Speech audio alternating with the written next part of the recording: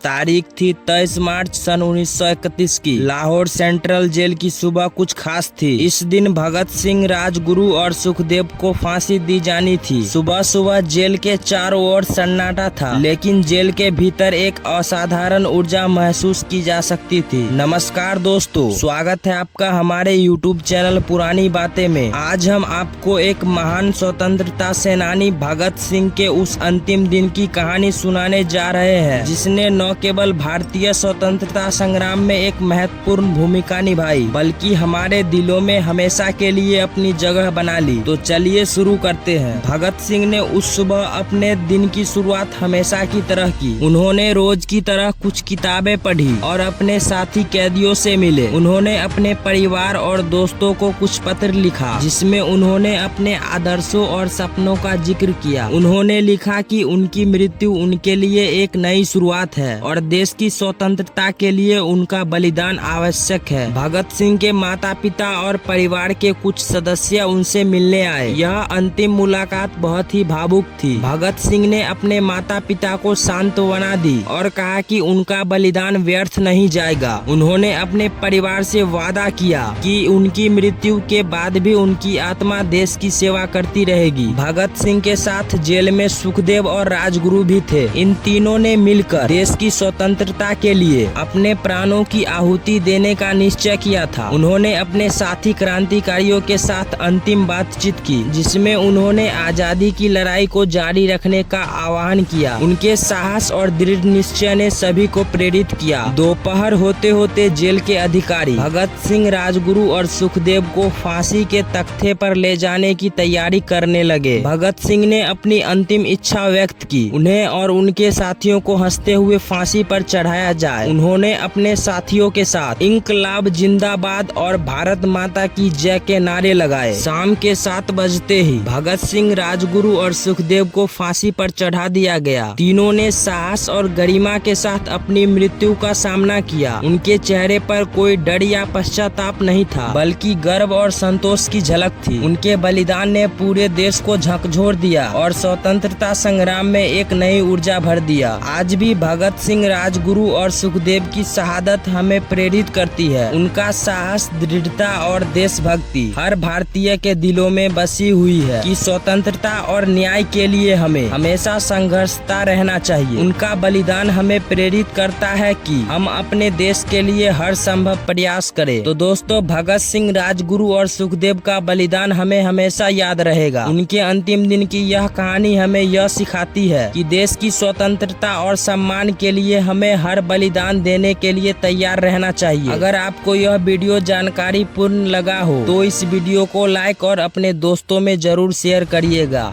और चैनल को सब्सक्राइब करना ना भूलें। दोस्तों, भगत सिंह की कौन सी बात आपको अच्छी लगी, हमें कमेंट सेक्शन में बताइए। जय हिंद, जय भारत।